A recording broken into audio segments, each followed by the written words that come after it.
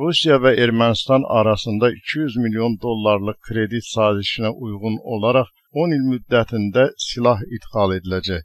Artıq 2016-2017-ci illərdə Ermənistana bu silahların müəyyən partiyaları gəlir. Lakin Rusiyanın verdiyi silahlar kifayət qədər köhnəlib. Bu silahlar ötən əsrin 80-ci, 70-ci, hətta 60-cı illərindən qalmadır. Yalnız bəziləri, misal üçün TOS-1A və qasırğa sistemləri kimi silahlar son 10-20 ilin silahlarıdır. Söylənən fikirlər barədə Ermənistanda vətəndaşların məlumatlandırılması İttifaqı təşkilatı məlumat yayıb. Təşkilatın sorğusuna verilən rəsmi cavabda isə o da məlum olub ki, Ermənistan indiyə qədər 200 milyon dollarlıq kreditdən yalnız 35,6 milyon dollarlıq silah alıb.